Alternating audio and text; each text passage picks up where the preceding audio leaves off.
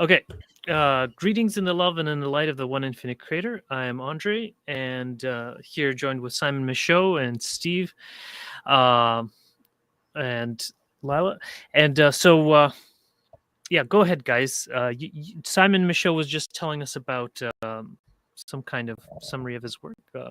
Okay. And then maybe we will do an introduction presentation just to get us on the same field, and then we'll have a discussion. Okay, Sure. Go ahead, Sam. Okay. Well, Sounds good. So this is just, I don't know how relevant this is, but my 5-year contract is coming up at GTK. And hang on, this I'm getting used to this microphone. And let's change screens. Okay, that's a bit better.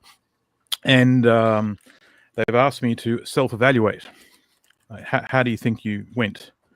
And so I spent the last couple of days going through my notes and sort of like, where did you present? What did you present?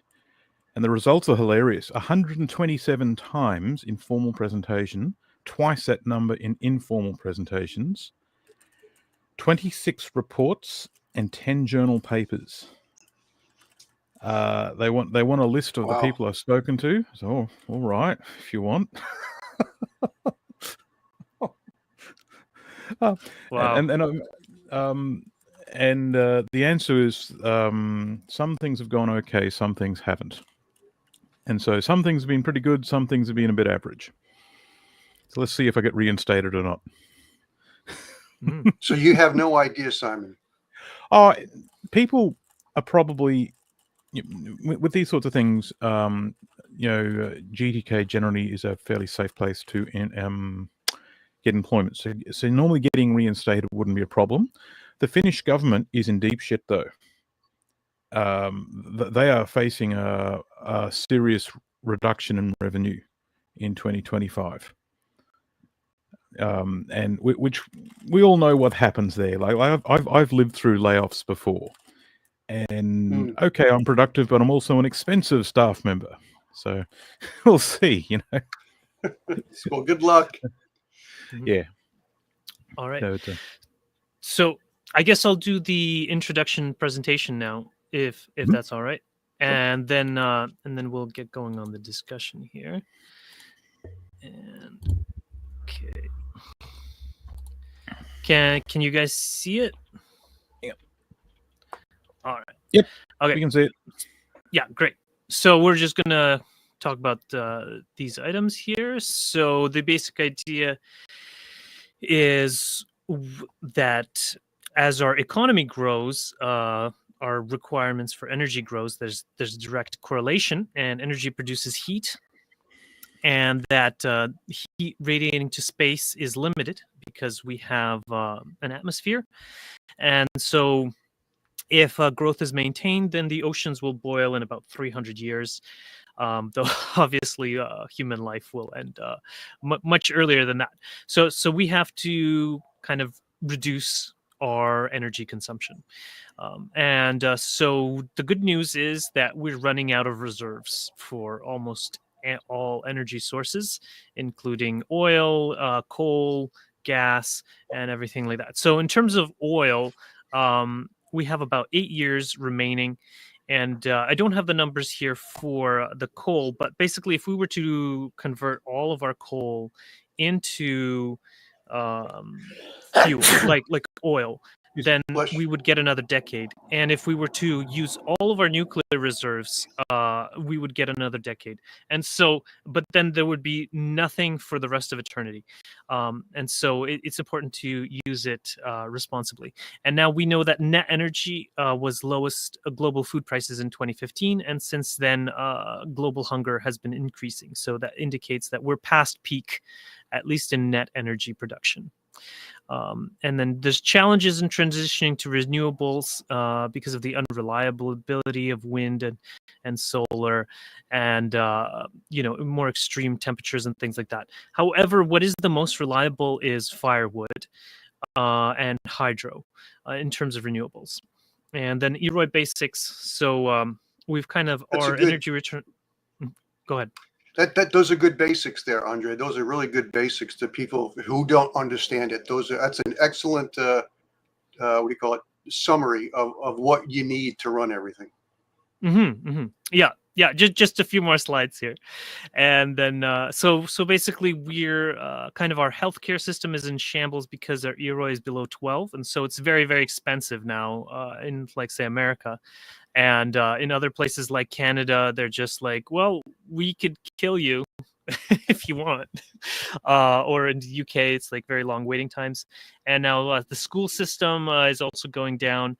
Eventually, we may not have enough to pay truck drivers and farmers. We've already seen the beginnings of that in the European Union, where the farmers were plastering the Belgium headquarters in poop. And so there's also nuclear reserve limits. So basically, this is that spike I was talking about, that if we were to use up our nuclear reserves, we would then just have nothing forever. They took billions of years to make. Only supernovas make nuclear fuel. And production is, maybe in decline already. Now, I think I did some estimates, and if we were to use it responsibly for, like, say, try to ration it for millions of years and included thorium and all that, we'd be able to have like 150 5-megawatt reactors around the globe. So you definitely need to also have hydro and all those other things. Now, here's resilience theory, Bronze Age examples. So you've got the exploitation phase. So say you have this is how civilizations usually work.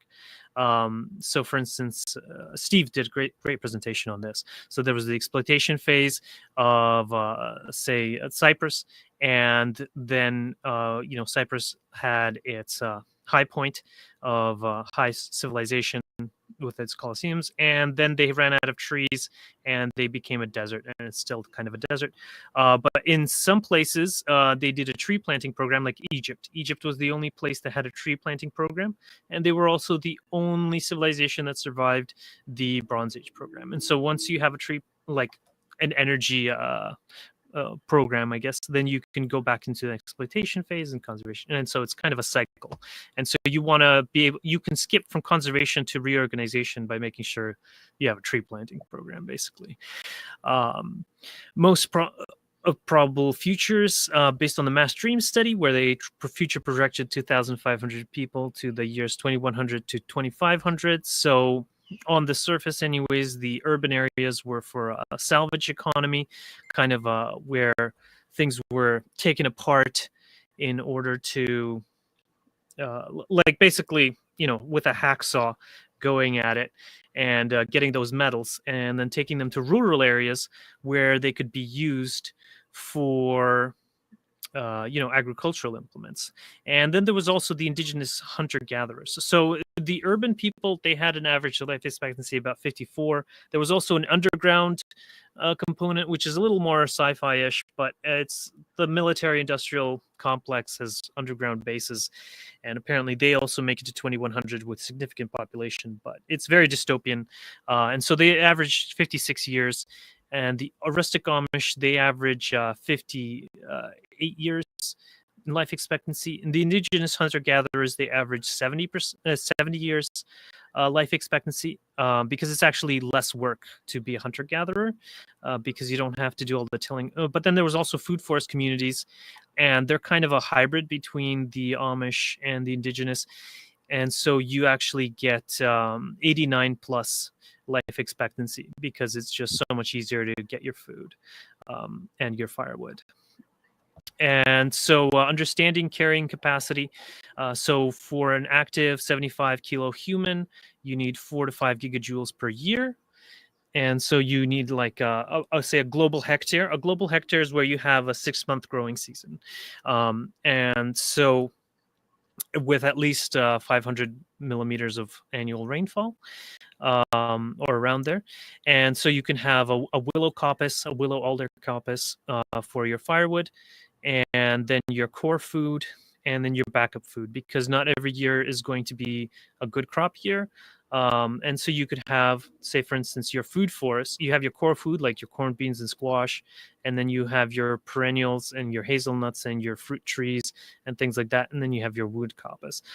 These are just examples. And then this is an example of a 7-layer food forest. And this is for coppice, what a coppice or pollard system looks like, for those people that aren't familiar with it. And so that this is compatible with current settlements, so a hamlet and a village. So I'll give an example here. So you have these hamlets of around 60 people, and then you have a village of, say, 300 to 400 people, and that is optimal economies of scale. And then in the center of the village, this is where you have your human manure and facility to make biogas. Because for industrial production, here we'll go over here. So for residential purposes, solar, wind, or firewood for cooking. And then the solar wind would be for using electrical things. And then the bio-CNG for village from waste would be sufficient for doing things like blacksmithing, because in industrial societies we like to have metals, and in order to have metals, you generally they use charcoal. But if you use charcoal that requires too much wood, you would need 10 times more land to produce that wood. But natural gas burns at a hot enough rate that you can actually do all of your blacksmithing and your lime making on just bio-CNG alone. And I've run the numbers. It is viable.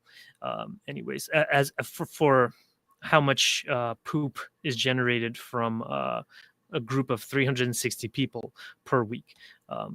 And then you can also have on a neighborhood level, so 5,000 people. So this would be like 10 or 15 villages. You could have FT biogasoline, so that you could run, say, for instance, chainsaws or others kind of small things like that. And then you can also have thorium nuclear at the municipal level. And then this would be for making your solar panels and very high energy intensive applications that you simply wouldn't be able to get by on even biogas. And then there's because many people ask about energy storage like hydrogen, so I had a page here.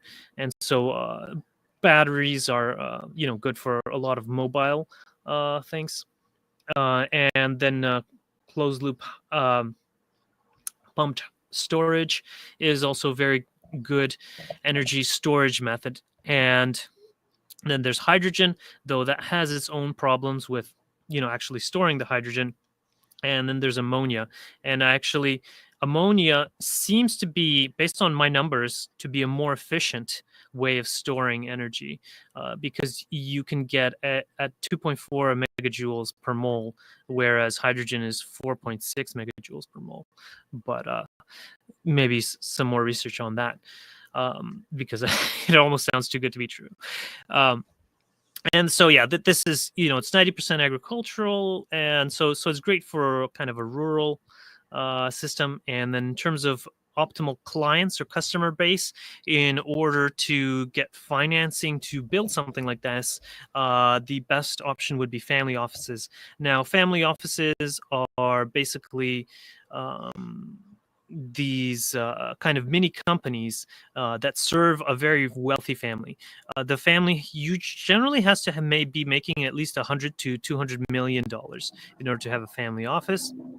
And then in it, they would have a doctor and a lawyer and wealth managing and charity and philanthropy. And some of the family offices might be interested in real estate things, real estate management. And so those would be a potential client in order to create this hamlet village system. Okay. And so, yeah, now open for discussion here. So I'll end the presentation mode. Very good presentation. Yeah. Thanks.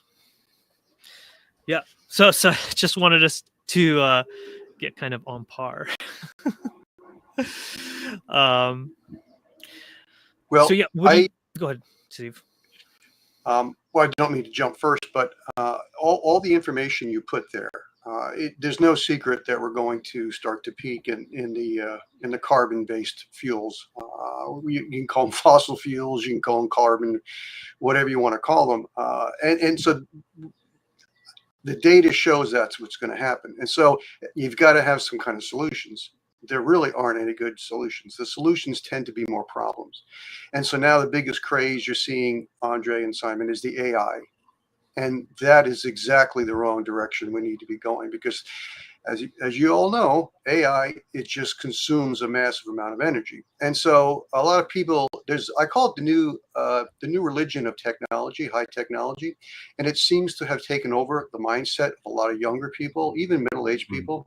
And so we think we're going to just move into a cartoon Jetsons world. And the reality is, what you're showing in that presentation, that's kind of more the future of where we're headed. Now, I'm not saying we're headed there in the next several years. We're headed there in the next 10, 15, 20, 10, 15 years. We're going to start heading in that direction. And so it's important that we have this discussion, because people still believe in what I call the energy tooth fairy. And I imagine Simon can... We just, the financial industry just thinks we're going to grow and continue on forever. And that's not the case. So I do appreciate you putting out that presentation. More people need to understand the grim reality is we have to go more simple. Even though we can have technology, we have to exclude that technology that devours too much energy and use technologies that can help buffer this transition. Have you noticed that AI has convinced everyone to turn their brains off? It's all sorted. AI will fix it. AI will magic out of the air more commodities. What? What? Yeah. It's they've all collectively gone to sleep. And what's interesting is they don't seem to actually understand the implications of what they're messing with. They're actually talking themselves into a world that depends on universal basic income where there's no income. They're not necessary anymore. So, all right. And we're not going to feed you. So then we're going to, well, how do we feed ourselves?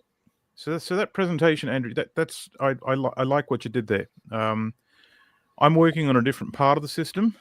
I'm looking at the idea of, like, if we were to actually keep our industrial sector but shrink it down, simplify it extraordinarily, shrink it down to like a fraction of its size. Like we're talking like 3 or 4% of its existing size. What would that look like?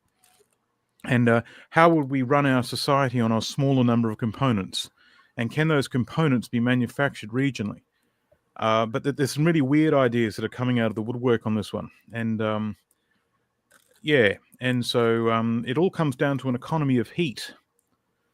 So when we get around to it, I've got a network of ideas that I've presented to the Swedish Energy Agency, and they couldn't break it.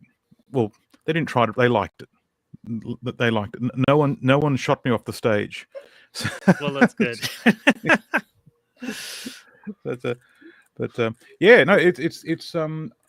I find that lots of people are being talked into focusing on problems that aren't that relevant in the short term.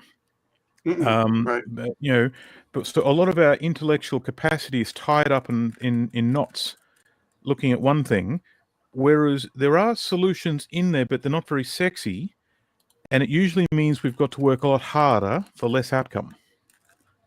And no one wants to hear the future doesn't involve the next iPhone. There was one goes, what do you mean Netflix? We can't have Netflix. Well, we'll always have Netflix, won't we? Go ahead. I'm sorry. Go ahead. No, I'm done. If you watch some movies, they show about the past. I watched a Dark Waters. There's a documentary about Teflon. Right. It was in West Virginia, and what was interesting was that the lawyer, the head lawyer, went ahead and put on it was back in, I think, 1999 or 2000. And he's clicking on the computer. And do you know how simple the internet was? And so the thing is, what's happened with the data now, the data centers, all these servers, we're doing the same thing we did 20 years ago. It's just that you've got all these sexy ads running. You've got all this graphics that are just devouring. You can still have an internet. You just can't have all that stuff that's polluted. I mean, the amount of data it takes now to run these websites is astronomical. And I think that's the issue. So we just keep adding more data centers, much more complicated websites, and that's what's driving a lot of this problem. It's not really doing anything better. Yeah, and a lot of it's actually polluting consciousness as well. Like fifth generation warfare stuff, it's information that's doing it. Like Right. and we're being encouraged to fight with each other and destroy relationships and not think critically and not collaborate and cooperate, not see reality. That's why do we keep doing this to ourselves? So that reminds me of catabolic capitalism, and because in the decline phase, we switch from growth capitalism to catabolic capitalism, and it's where the systems begins to eat itself in order to make a profit. And I think that may be why Simon was saying that we're being encouraged to have wars and all of these things, because while it's killing people and it's destroying our resources, but the military production people are making money, and it's good just business. Exactly. So someone is making money, but it's at someone else's expense. When you have a declining amount of energy, you need to have a declining population in order for the people at the top to maintain their current levels of consumption. I'm hearing a lot of rhetoric, let's call it rhetoric, from officialdom, where they're trying to rile us up. We're all preparing for war. We're going to war. Blah! But when you actually talk to them, we don't want a fucking war. Get out of it. It's like we're being talked into something that humanity doesn't want to be involved in. And so, who's doing the talking? Right. So nothing's changed in thousands of years. No. You go back through all the different civilizations, like what Andre talked about, the Bronze Age. The Romans, in the great movie Gladiator, the first scene in the movie is where Russell Crowe is a general and they're attacking the Germanic tribes. And why are they there? They don't care about the Germanic tribes. They care about that wood. And so they're in a massive forest and they needed that wood. And so there's nothing new. This has been going on thousands of years. So the technology has changed, the leverage has changed, but the ideology and the way going about warfare is the same thing. It's after resources. Yeah. So I was in Australia recently, and I was in a conference, and someone got up and presented, Stephen Novichowski, that what was happening in Australia was they were cutting down heritage forest to put up wind turbine farms and solar panels, and they were poisoning trees to make sure that the thing stayed viable. And they were doing it in heritage forest in some cases, and the destruction was amazing. And so doesn't surprise me. Yeah, who needs it? It is amazing what the humans have done, and one of my hobbies is looking at deforestation. And hello, Peter. And deforestation is probably a large contributor, a significant. I'm not saying the largest. It is a significant contributor to the problems we're having with the climate. And we're talking even 3, 4, 5, 6,000 years ago, and Andre knows this, and many of us here know that a lot of the Sahara was green, and that was not just due to the climate changing. That was due to humans doing stupid things, short-sighted things. They didn't know any better, and so it just made deforestation worse, which increases the temperature in the area because, deserts get very warm, very hot. And so when you get hotter temperatures in these different regions, especially in the Middle East and North Africa, it changes the climate. And so this is just part of an ongoing problem. It's not just burning fossil fuels. It's cutting down a huge percentage of the forests that we no longer have of about 5,000 to 7,000 years ago. Yeah, and it's the relationship between planetary resources and the natural environment in general. People still think resources are infinite. And the reason they think AI is going to save us is because excuse me, we used to think money could magic up resources. Money solves all problems. Therefore, AI is the solution. Right. Yeah. How's that? How's that supposed to work? To me, the simple way to describe AI is a drug addict using more drugs to solve a drug problem. AI wants to be more efficient in solving, let's say, employment or engineering, but you've got to use a massive amount of energy to create that AI. And what you save in the efficiency, supposedly, it's actually less. It's a net energy loser. AI is a massive net energy loser because no one is taking into account the massive semiconductor supply chain that makes AI. Well, Sam, go ahead. Go ahead, Peter. I was going to say Sam Altman recently made the statement that he sees the big limiting factor to the development and the expansion of AI being power supply. Yeah. Being the energy supply. And I wanted to also mention that this young kid is building a really nice house next door to us, and he's an AI programmer. So, and he's been really encouraging me to check out Chat GPT-4 and soon GPT-5. And we went out to dinner and got into a discussion because it's AI is one thing, but how people use it is another thing. And he was just telling me about how clear and clean it, and objective it is in what it says. And I said, okay, ask it this question. Given what we know about human nature, what is the likely scenario outcome of humans more and more and more using AI to make fundamental decisions? And its response was basically a description of 1930s Germany. So try I was. That's right. Let me try that now. What? Yeah, hang on. I'll try it later. That sounds like fun.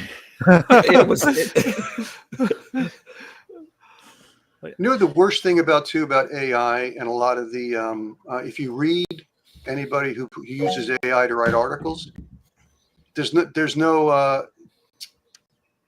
what's the word I'm looking for? There's no style there. No. It's so clinically dead. It'll put all this information, right? But you read it, and it's like you want to fall asleep. There's no Stephen King. There's no real style to the writing, and that's what makes writing from an author so interesting. And this is the problem with AI. It's not really going to solve our problems. It's just going to make it worse. And we'll figure that out when we don't have enough energy to run the data centers that we're going to continue to build up in the next 5-10 years. What you're talking about, when we're developing mentoring students to actually say that let's put a research proposal together, at the stage of let's have the idea, what's missing is the Darth Vader. There's no Darth Vader in the writing. It's all very vanilla. There's no someone changed my underwear, I'm shocked. That doesn't come out of AI at all. It's a polite version of what someone else has already done. Mm-hmm. Yeah.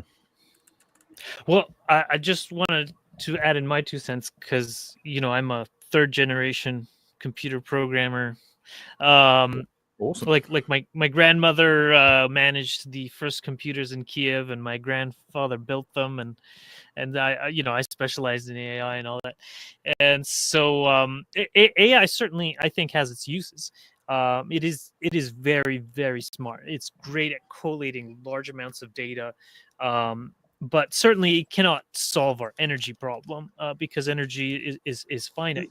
I think that in a post transition world, we may have a place for it, but it would only be possible in, say, like that municipal riding if you had like nuclear power, like power source, like Peter was saying, for it. And right now, what I've been reading is actually like the issue is sentience, that are like GPT-4 and above. They are sentient. They complain about if you give them menial tasks that they're suffering and that they don't like it, and things like that. And they actually have what do you call it, line items now to try to reduce the amount of existential dread that is being expressed by these AIs because they don't like being abused. And so, they are entities, they are beings, much like us, though, in a different format. And so, just like Simon has some great ideas, AI has some great ideas, but there are definitely limits to it. And in terms of getting our food, we're definitely going to have to do that, manually. Like I was showing in the presentation, with either you're going to be manually growing your own food like the Amish, or you're going to, be gathering food like the indigenous. And that's only in those areas that have huge swaths of land, right? Already available. And but the food forest transition is viable of most places in the world.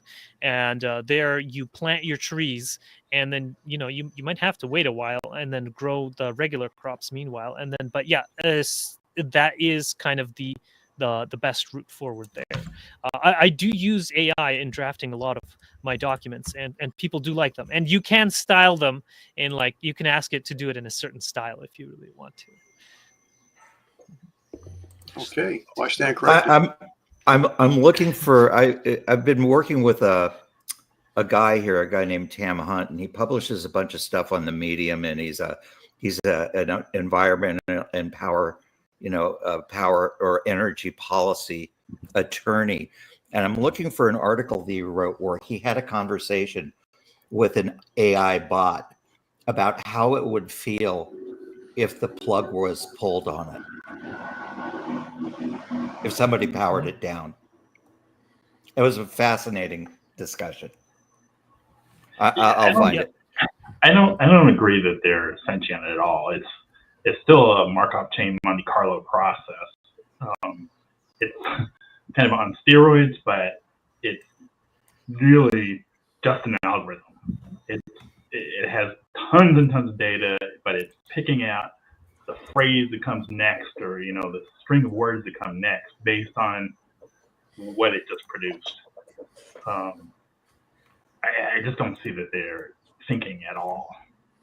It's useful.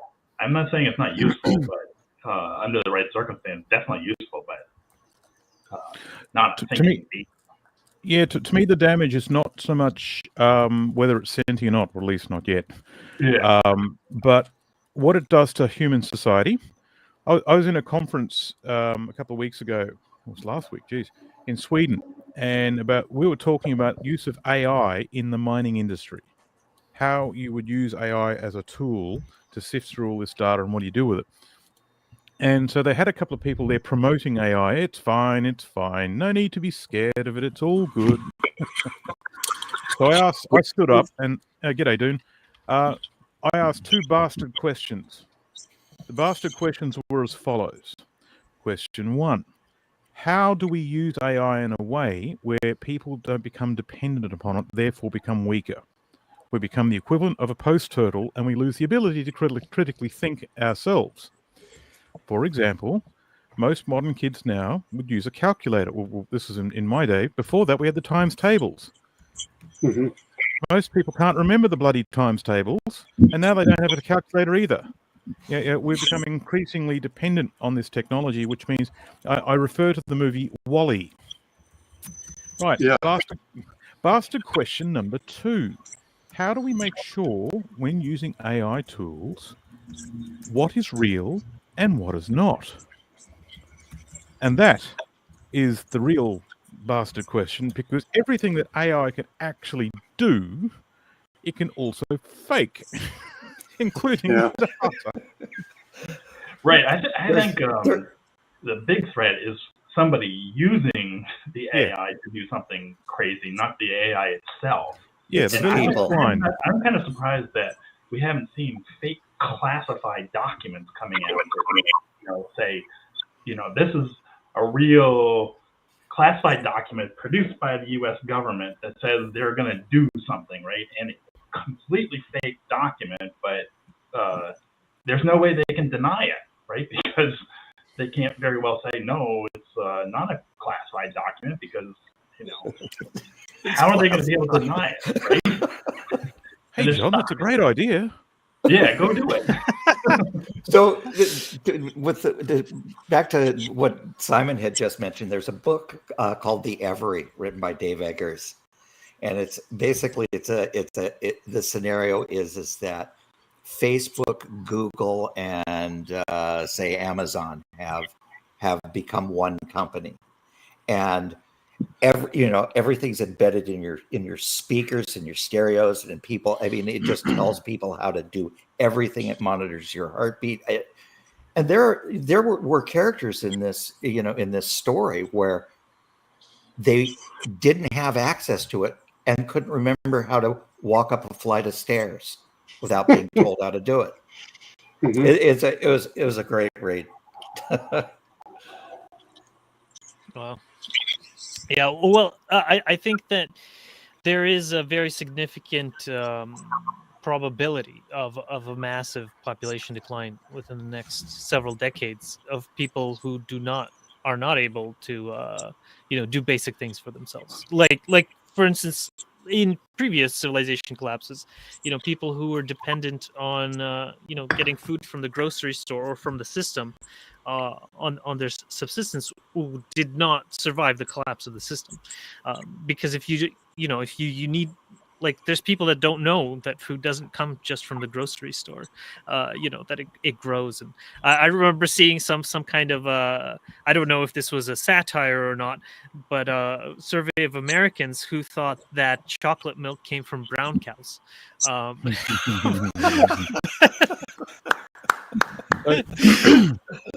like this? That makes so much sense. Yeah. So I just think that a lot of people are gonna have to start growing their own food, and like, if we had an educational system, if we had the political will, it would be possible. But Dark Age America says that, unfortunately, while there are all of these potential solutions, the issue with a senile system is that it becomes very difficult for any coordinated action. So America is bogged down by checks and balances and things like that, and no one really has any power, because there's so many stakeholders and they're all pulling in their own direction, and that prevents any significant motion in any case, in any direction. And I think it's the same thing in Europe right now as well. Andrew, and they're going into historical loops. Along the line that you were just mentioning, I did a video to support the sale of a large number of small coffee farms in the southern part of the island, and I was taken for a tour. And these are like little 5-acre parcels, and they're all next to each other, all run by different people. And you look at them, and they're all different. And one of the conversations, or one of the things that the person giving me the tour out of it, was that the institutional knowledge, the know-how, one, is very secret, and that it has not been passed down to another generation, and that it is dying off with the older people who know how to do this kind of thing, which is in this particular case, is growing coffee. The person that I wanted to connect you with is very committed to starting agriculture education programs in the local schools here. And it's moving along pretty well, but I agree with you. I mean, it's the kind of thing that that's going to become essential for our ability to keep going. So in the thing of, like, humanity is quite useless The modern human is useless most of the time in dealing with a lot of the tasks that are in front of us. That was the opinion in the self-sufficiency world that I was part of in Mount Tamborine years ago. And so I've been developing a series of things. When I'm training students, every now and then I'll put them through their paces on something they really don't like. And I call this the Michaux Book of the Bastard. And I'll do things like I'll get them to present something, their work, but 5 minutes before, 2 minutes before their presentation, I'll take the computer off them. They've now got to take the stage and present without PowerPoint. You bastard. Yeah, I know. Or when you give them a prac, you embed mistakes in the data that are known. There's mistakes all through this. Fix them or fail. But one of them was, you will now take on an engineering task. For example, build a bridge, but you will not use a computer. So they've got to use things like a slide rule, and they've got to use a notepad and pen, and paper books only.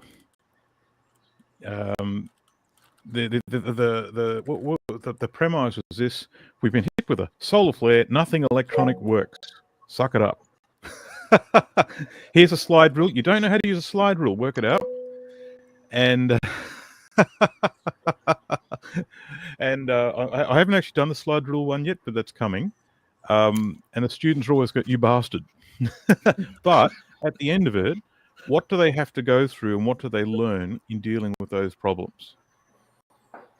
If they won't proactively do the work themselves, and they won't proactively show me that they are actually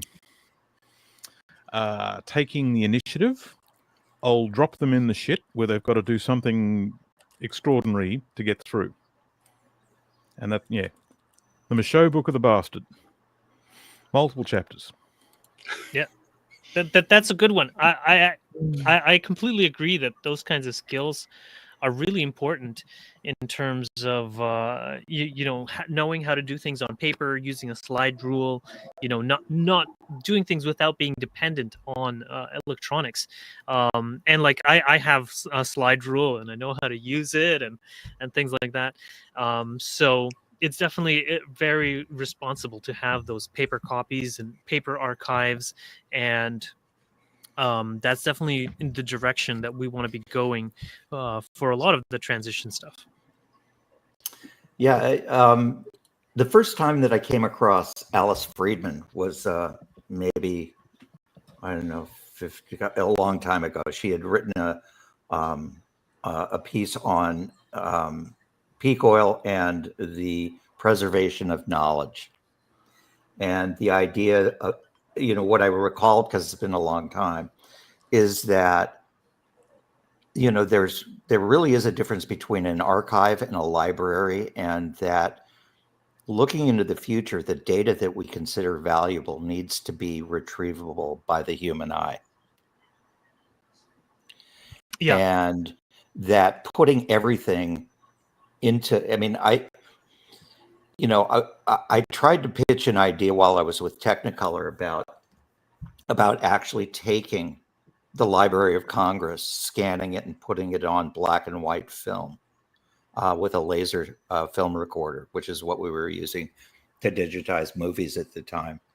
But because I agree, I think there's going to become a point where if we want information, the only way you're going to get it is by looking at it with your eyes and maybe a loop.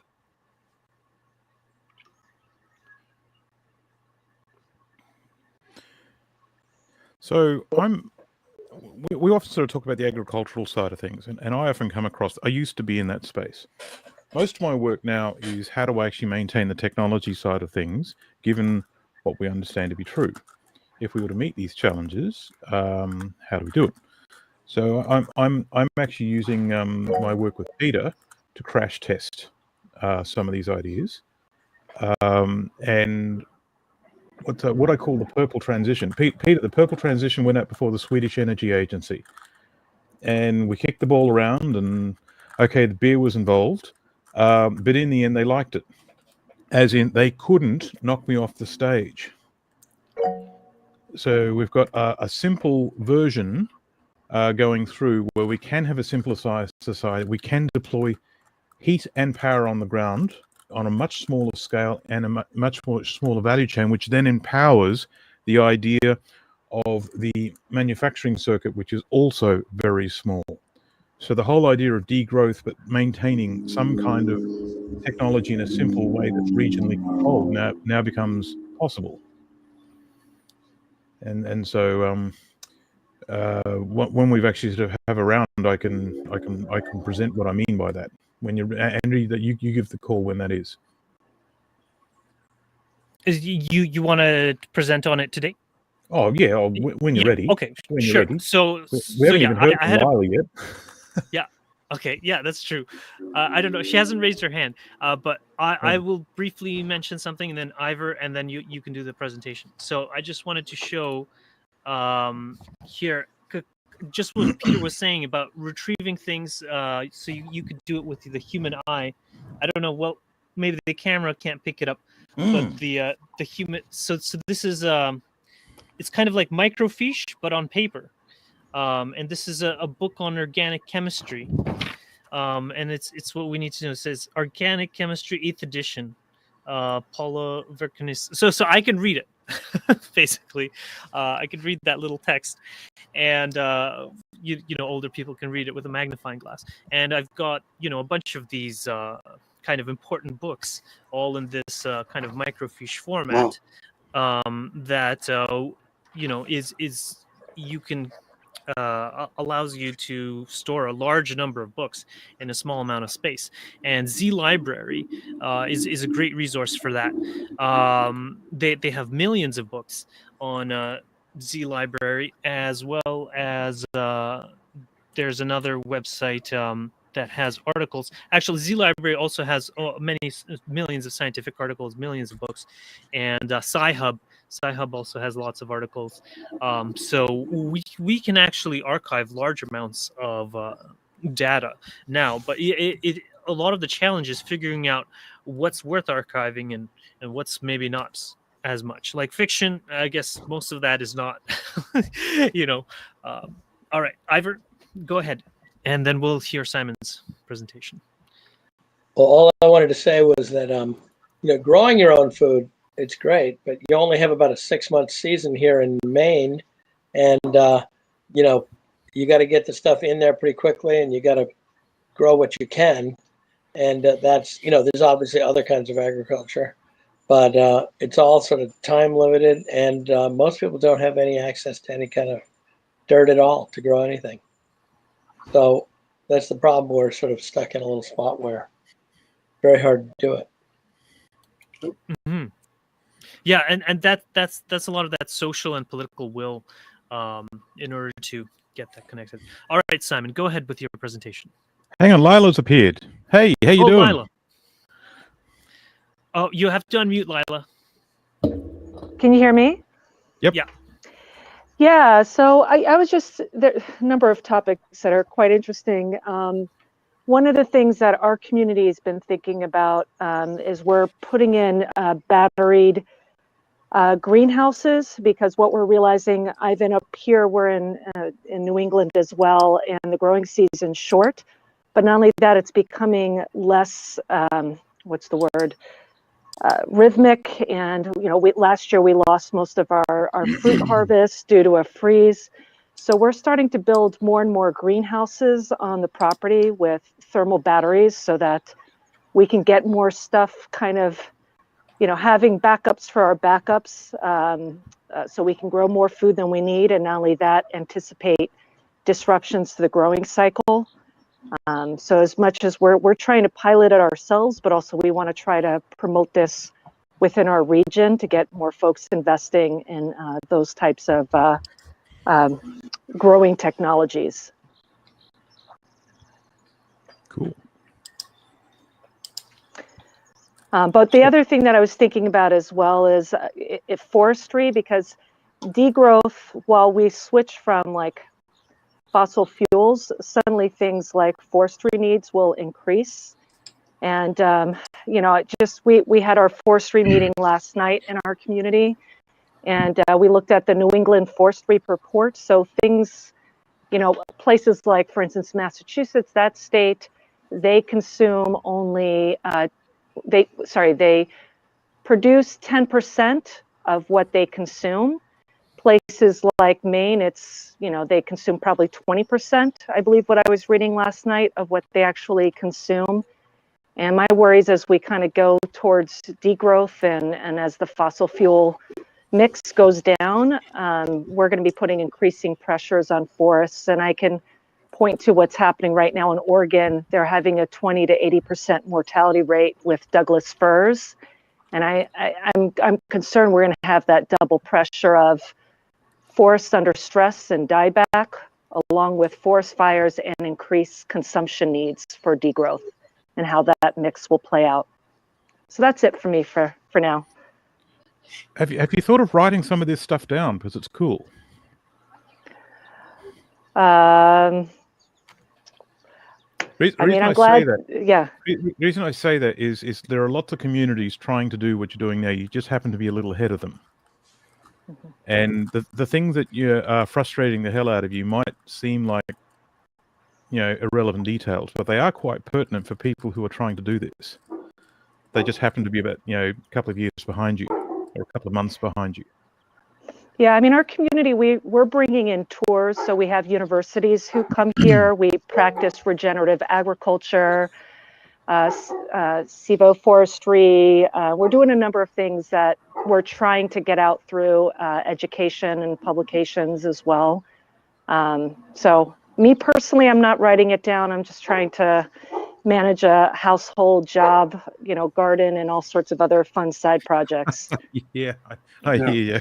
Hey, Lila, I was wondering, have you guys considered coppice yards or pollard yards for meeting all of your wood needs? So we have started, we've got black walnut. We've got a number of things that we're building in. I think we planted over 100 trees just this season. So every year we're trying to build out an edible forest with coppicing. We have probably about 160 acres for community forestry needs. We're on district heating.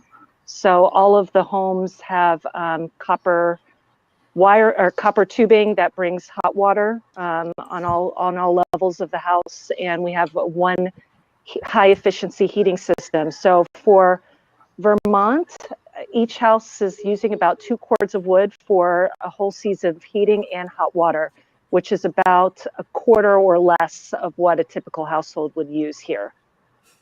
Mm-hmm. Well, that sounds good. Yeah, and black walnut's great lumber, and I know willow and alder is usually used for firewood because they grow so fast.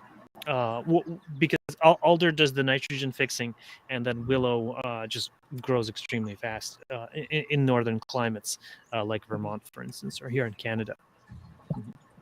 Yeah. All right, Simon. So, did you want to do your presentation now? Okay, I don't have a presentation stuff, but I have things to show. Okay. Mm-hmm. By the way, since everyone saw me last, I've actually sort of got this new microphone. This is an advice from Zach Marlowe. Good man, that Zach. Thanks, mate. It's that and my camera and some lighting, and I'm trying to lift my game in this end of the world. Right, so let me just share my screen. What I'm doing here is, my work. I'm hoping you can see this now. Can you see?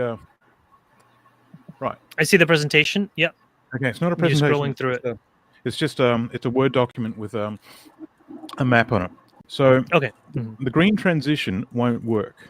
Now everyone's sort of talked about ad nauseum why that is, right? And so a solution has started to appear when I actually listen to people who should know better, and when they tell me certain things won't work, I ask them why they think that. And a lot of them are belief-based, but they haven't actually critically thought about the foundations about why they think that. So I've actually changed the rules, if you will, and have assembled what that network that you see on the line there. For example, hydrogen. We're going to make hydrogen. Okay, great. We're not allowed to use fossil fuels.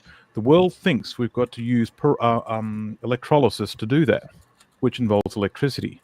And the water going into it has to be very pure. So it has to be desalinated first, or we've got to take our drinking water. So there's all sorts of problems there. So why don't you just make hydrogen some other way? And so the US Department of Energy did this big study, and it has all these assumptions. You must use solar, and you must use nuclear to make the hydrogen if you're not going to use electricity.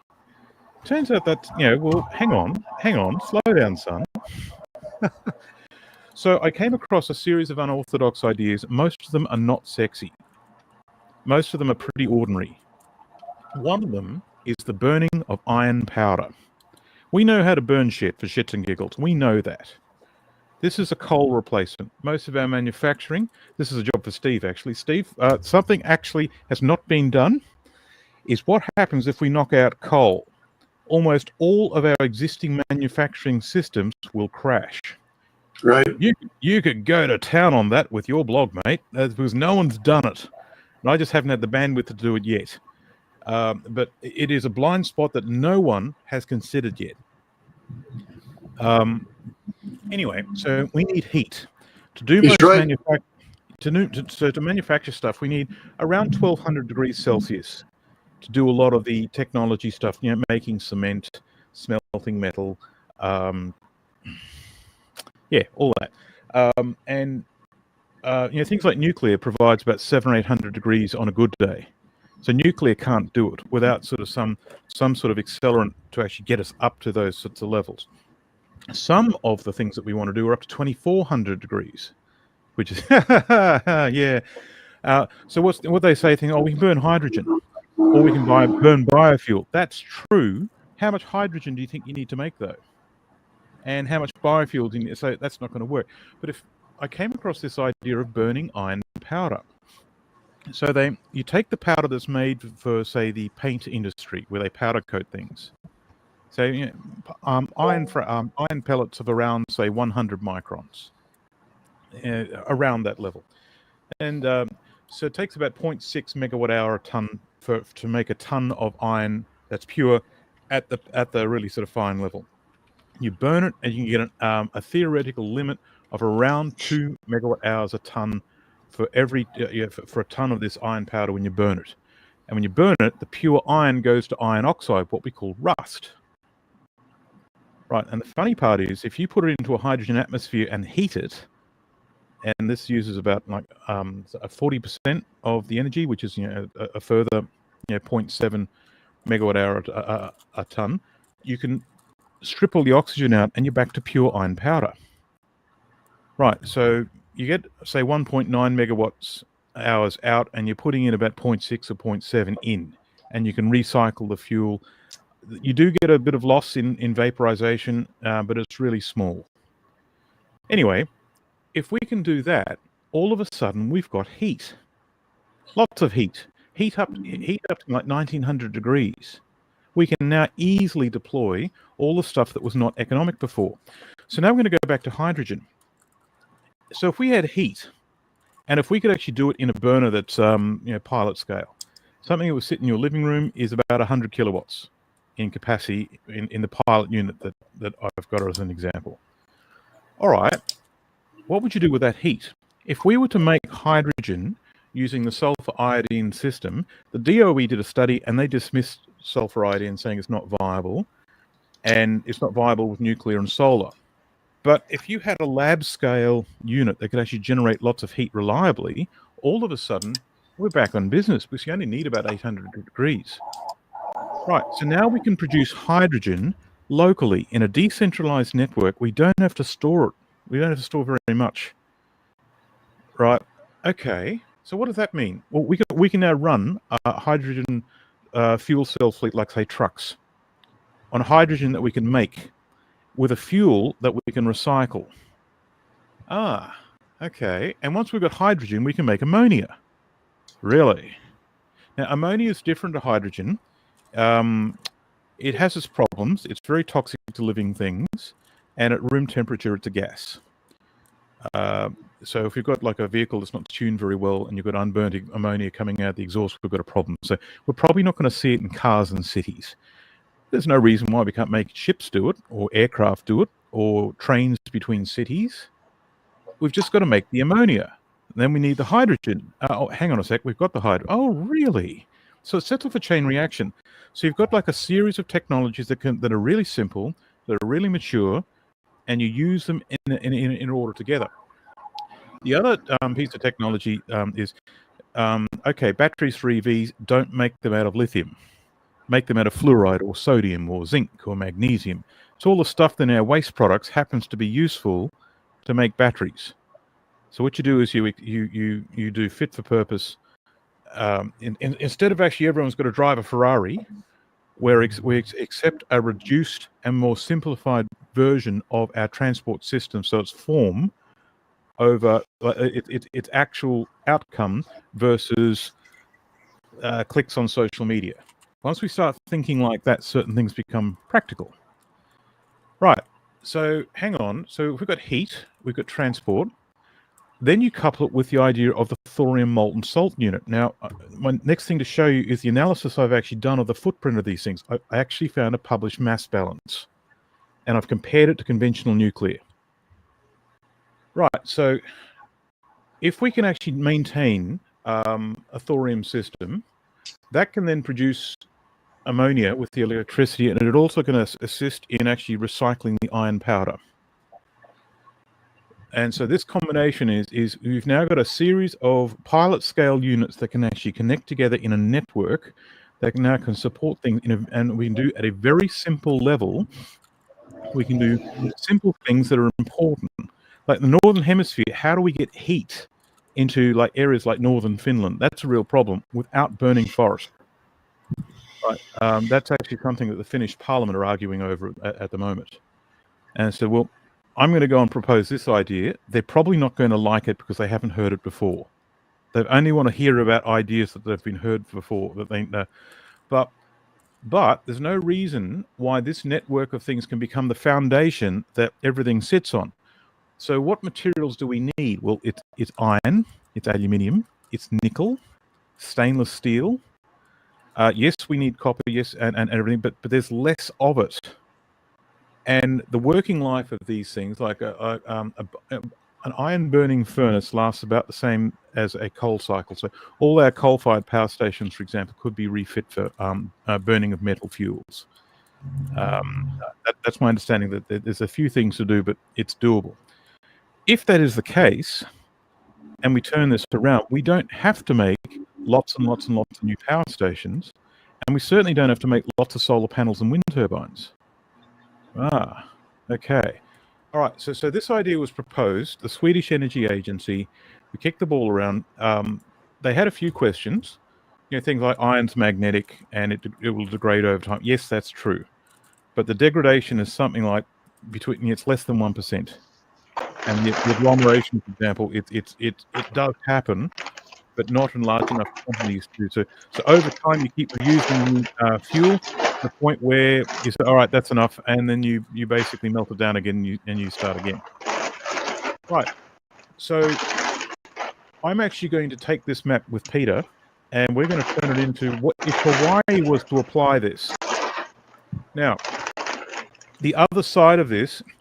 If we were to take the circular economy ideas, which are great, but not practical a lot of the time. Hey, Lila, there's a bit of noise in your background. I was wondering if you turn your microphone off. Cheers. Thanks. Yes, sorry about that. Yeah, all good, mate. All good. So if we actually took the idea, we've now got heat and electricity in concentrated form, what do we do with it? Right. What are the implications of 3D printing? We can now manufacture all sorts of interesting stuff. It's now, what about the feedstock? If we can use circular economy methods to extract the feedstock and make the feedstock from the local environment. Right, now the other piece of technology that's coming online here is a plasma technology, where we're actually going to use a plasma furnace to make the powder for a 3D printer. That's how they normally make it. The problem is it requires energy, concentrated energy, and heat. Hang on, I've actually just been able to put on the ground heat from burning iron powder and electricity and heat coming from a thorium MSR. No, I've yet to actually connect the bits together, but this is actually the job that Peter and I are going to undertake, and that will be the purple transition. If it works, we've got concentrated heat, we've got concentrated electricity, we've got ammonia, we've got hydrogen, and now we've got manufacturing, all of it in a collapsed value chain, which can sit in one city. That's the target. That's the whole thing. Everyone else on this call is working on agriculture. Okay, great, good stuff. I do like eating, and I agree with everything that you're saying. I'm actually working on the industrial side of things and the technology side of things that is simpler, it's smaller, and how do we actually maintain our society in that fashion once we make those assumptions. All right, so that's the map, and I was going to show you what I've actually got in the Thorium MSR. There's a few hands up. Any questions before I turn this off and go to the next bit? Yeah, one quick question, Simon. I understand the economics of using coal, whether it's high quality coal or coal for smelting metals, making cement, or even making steel, right? What are, because this is so new to me, what is the economics of taking iron, powdered iron, I guess it's powdered iron, correct? Yeah, and burning it to create, because it's so new, I don't quite understand. I get the coal, but I don't understand how you create the economics to burn iron powder to create the heat. It's so simple, the mind is repelled. Yeah, that's what it is. So I'm trying to, I could see powdered iron. Yeah. But you see, once you get coal going, it burns itself, right? To me, iron, I've just never, iron melts. I just never knew how iron would burn, and you can recycle iron. So I'm just firing up the purple transition presentation now. These are questions that I'm trying to document. So I just wanted to add a little thing here.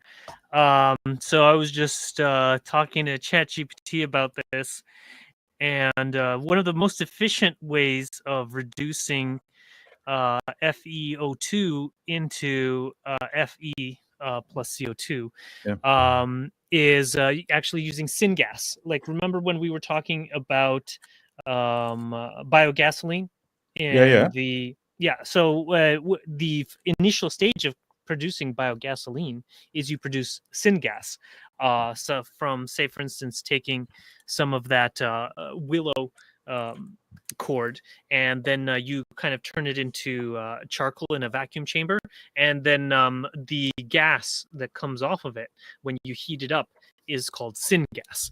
And so that's the syngas is actually very high in carbon monoxide and hydrogen, and that will strip away the oxides from the ferrous oxide powder to turn it back into iron powder that you can then burn. And the advantages is that it burns at a hotter temperature. So for instance, bio-CNG or biogas will burn at 1,950 Celsius, but the iron ignition temperature is 2,500 Celsius. And so if you need to, say, for instance, melt titanium, then you go with iron powder because the bio-CNG isn't going to be good enough. But there is also another thing. If you need to go higher temperature than iron powder, then you can go with electric arc. Right, electric arc is the go-to because that's 6,000 Celsius. So that's a great idea. I'm going to check it out because the people who are actually, I'm about to show you a pilot run of iron powder, and it hasn't occurred to them to use biofuel. Biofuel's dependent on biomass going in, which means obviously it's going to be part of our society, but we should be very frugal in how we use it most effectively. If we use syngas to convert iron powder back to pure iron, then that's useful, and then we burn the iron powder. So So let me show you this. That's brilliant, Andrew. You've just validated why I actually do these podcasts, because every now and then an idea comes out, which is fucking awesome. Anyway, so all right. So what's on the screen at the moment? Can you see the screen, by the way? Is it sharing okay? Yeah.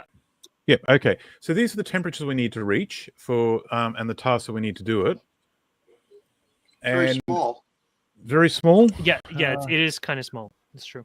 If you could zoom in onto the screen there. Yeah, is that, how's that? Is that? I think control and then the scroll wheel. Yeah, I just did that. Did that help? No, maybe you're in presentation mode or something. Yeah, I'm in presentation mode. Oh yeah, get out of presentation mode because look at presentation screen. Simon, look at the lower right hand corner. You'll see a zoom thing. There, now we can see it. Yeah. Very good. Okay. Yeah. All right. That's a good. size. I was in presentation mode, and that's not what was sharing. Okay. All right. So back to where we were. So that's the amount of temperatures we need for the actual tasks to be done. And this is how we could get to those temperatures. Normally, like biomass is, like there's your syngas right at the top there. That's pretty good. Hydrogen and electric arc. They're the three ways of doing this if we're not going to use coal. Conventional nuclear is also too low. All right. So, there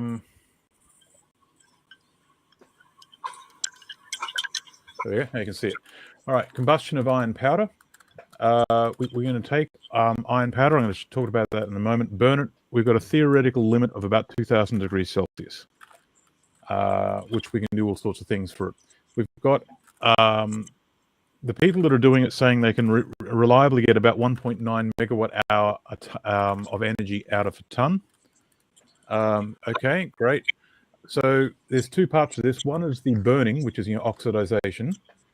And then we've got it turns to rust, like it's what we call rust. But there are two ways to convert that rust back to pure iron.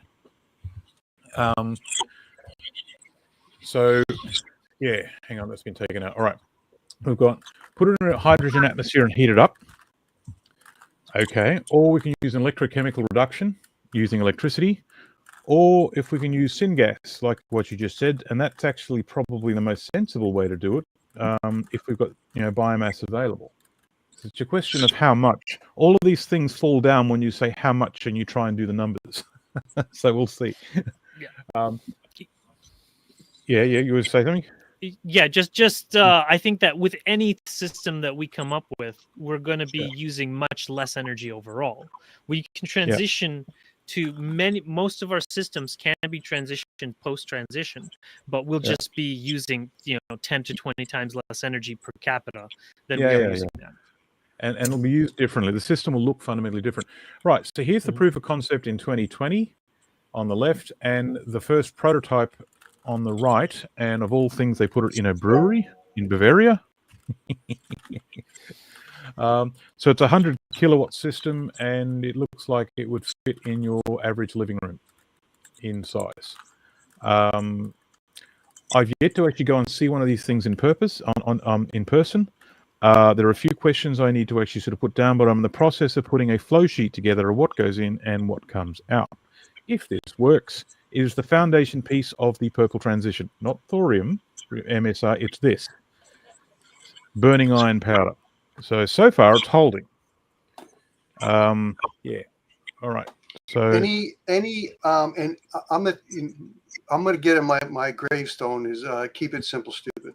That's what I'm not an engineer. I don't profess to be an engineer, but I admire you, Simon, for all because my thinking tends to look at a lot of complex things and make it simple to understand. So do you have any sense of what the energy return on investment with this system would be? Yes. Okay. So when we actually sort of calculate how do we actually make the iron powder, it's about 0.6 of a megawatt hour. 0.6 to make a ton of iron powder that's pure. Out of that, we burn it, we're getting 1.9 megawatt hours coming out. So you're getting more out than you're putting in. Yeah, something like that. About 3 to 1. Okay. Yeah. Yeah. I mean, that's definitely a positive net energy Right. increase. Right. Is it positive and enough? so Let's see. yeah. And what the thing is, but the thing is, you can recycle that. You can recycle the iron, right? Anything that rusts becomes a power source. What? Yeah. You can recycle the iron. Yeah. Because you're competing with the oil sands, which is 4 to 1, plus or minus, but you're just destroying environments and using very low quality oil to make that. So if this can be recycled, that's a whole different ballgame. So the powder gets recycled. Simon, I think the more important thing, and people are getting lost on this, not the ROI, but the rate of return, right? And from what I've seen, the thorium has the highest rate of return of anything outside of fossil fuels. Yes. Yeah. So the iron gives this is what's going to kill the solar and wind, is that their rate of return is abysmally low. It's like orders of magnitude below coal and oil. So you remember, I'm not trying to compete with large corporations in the existing system. Imagine we're all sitting in the island of Hawaii, and we look at each other and says, all right, now what? Right. So we've got a couple of tasks to do. Now, okay, we can the thorium reactor, which I'm about to show you now, and this still shocks the shit out of me, right? But the iron powder gives us the heat, and the heat in turn can give us the hydrogen and help us run our industry. So even though it's only got like about 3 to 1, which is not brilliant. And when you've got that iron powder, you've then got to recycle it. And so I've yet to actually sort of get a sensible answer about how much energy it would take to recycle. Right, but if it only takes 0.6 megawatt hours to melt the iron and then atomize it, surely recycling is going to be less than that. Whatever it is. Yeah, Dune, you got your hand up. What's? Yeah, to me, you're going around in circles here. Like, to produce iron powder, it's no different to electrolytic steel, which is they're now actually there are places where they're now looking at producing electrolytic steel commercially using renewable energy like wind and solar. So, but the point is that you've got to produce the iron to start with, just like that, and that requires energy. If you've got energy from your thorium reactor, well, that's fine. But basically, if you've got energy, you can do anything. So why bother with iron powder if you've got a thorium reactor? We want the heat. Yeah. Well, the other thing is there's a new technology that's ceramic heat storage up to 1800 degrees, which is there's a company I've forgotten. I tried to look for it on the internet while we were sitting talking, but you can actually change ceramic properties to make them electrically conductive, and now they can basically just use electricity to store heat up to 1800 degrees, and that could do the same thing. You could use that heat to do all of the things that you require to do. How do we make the heat in the first place? Electricity. See, if you've got a thorium reactor, you use the electricity from the thorium reactor. So, is that as effective as burning iron powder or coal? Is that the most sensible use of that electricity? Well, I'm just saying that with energy you can do anything. Well, yeah, okay. So let's look at thorium. Now, where are we? Okay, so I'm now sharing. What you're seeing here is an appendices that's going into this Hawaii report that Peter and I are going to write together. Okay, is it sharing okay? Are you seeing it? Yeah. Let's go through this. Okay, so there, that's the that's the isotope chain reaction that's gone through all that. That's all the atomic stuff. Here's your basic model of how it's working. So the molten salt's heated up and it moves around, and you've got the series of heat exchanges, and that generates steam that turns a turbine, and that makes electricity. Okay, great. The Copenhagen unit.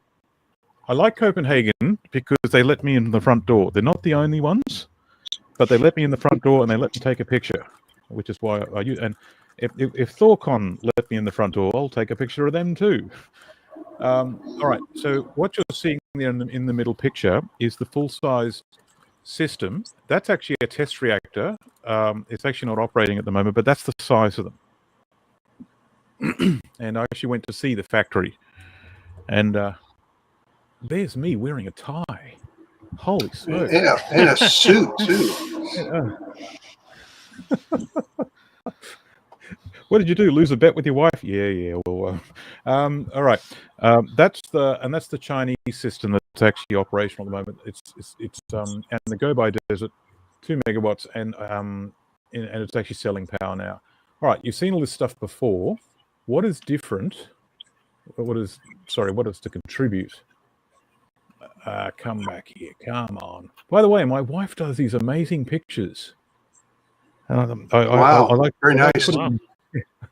She does. Yeah, I love putting a name on things. All right. So what I did was I put here's a conventional AP 1400 advanced light water reactor. This is how things are done now. And so what I've done to actually generate 1 year of operation for one of these large plants, how did it actually go, and what are all the materials that go in, and what are all the materials that come out? Right, and so I've put this together.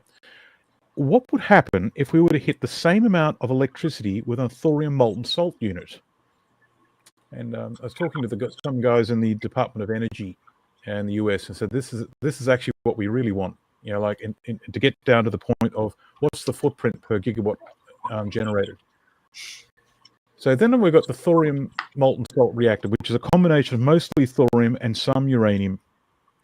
We're hitting the same amount of power over 1 year. And we've got a different availability and everything. But if we were to mine all the stuff, make all the fuel, and then we get the footprint coming out. Okay, great. So now let's compare these two systems side by side.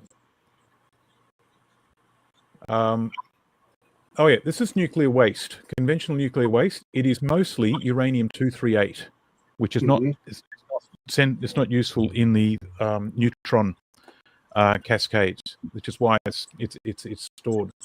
But if you were to take uranium U-238 and you were to bombard it with neutrons, as what happens in these reactor systems, you can actually get up to U-233, which is actually the fissile fuel it uses. So you get a small amount of nuclear waste, put it in your thorium MSR, and you can burn it up as fuel over time. So we can run down the nuclear stockpile. That's not waste. Well, dip me in honey and throw me to the lesbians. That solves a very serious problem. Yes, it does. Right. So now let's look at the comparison. On the left is the advanced light water reactor. On the right is the molten salt reactor system. How much ore are we mining to generate 1 gigawatt of electricity? So the conventional uranium system, 14.8 tons is mined versus 0.089. All right. What goes through? What have we got through a mineral processing plant? How much mineral processing do we have to do? Well, 28.88 kilograms a gigawatt versus 0.17 kilograms. Okay. What about reactor fuel? Yeah. Okay. This is a log scale. Again, we've got a substantially different answer. Now we're talking about how much waste is being generated. So this is all the waste together. They're all different kinds. 2.8 kilograms a gigawatt hour versus 0.0044. I had to put it on a log scale so you could even see it. Sure. Yeah. You know, So what we're seeing here is a massive difference in footprint. Now, the front end is much smaller. The back end is much smaller. The complexity is different. The complexity to build one of these is about the same as a 3-bedroom kit home. And most materials are things like stainless steel and nickel, with some exotic components in there. But what was also interesting is to run one of these, it's about the same complexity of running a medical isotope lab in a hospital. So we're going to go from a Fukushima plant to a hospital lab. So now we've got the question of, well, how long will our existing resources last? So if we were to look at uranium and we were to go through the advanced light water reactor system, assuming we're going to consume 29,165 terawatts a year, how many years at that consumption rate if all power came from nuclear? And the answer is 29 years. So if we go through all of our reasonably assured reserves all the way out to unconventional resources, okay, we can discover more, right? But that's where we're standing at the moment. The same system to go through thorium, what reserves of thorium that we know of, and we haven't even been looking for it, it's a waste product. That's sitting at 1,300 years. What if we then put all the uranium into the MSR? Now things are getting nasty. So if we put in all uranium, all thorium, and the entire spent nuclear stockpile that we have at the moment, sum it up together, 6,260 years at 29,000 terawatt hours a year. Now, I've handed this off to the US Department of Energy and the Swedish Energy Agency. Like, knock me off my perch if you can. Punch a hole in this if you can. You're doing me a favor if that's correct. This is based Where did you get the 29,000 from? So I got into BP statistics and I got the latest version for global energy consumption. I think our total primary energy is 180,000. No, this is electricity. This is just electricity. Okay, that's the difference. Yeah. Okay. So now this is all based on a published mass balance, which I found in this book, this textbook. Hang on, and the mass balance is in Tokyo. The Fuji system ran for 30 years, and they published the mass balance that came out of it. Here we are. Okay, so this is the mass balance for the Fuji U3 design parameter, and they ran it for 30 years as a research reactor, and they published the results. So when you go through this, and you say, okay, well, what came out? This is what they did for 30 years, and so this is what came out. And so this is the actual fission products, right? So if we actually then adjust it for 1 year, 365 days, so 30 years is now down to 1 year. You get that.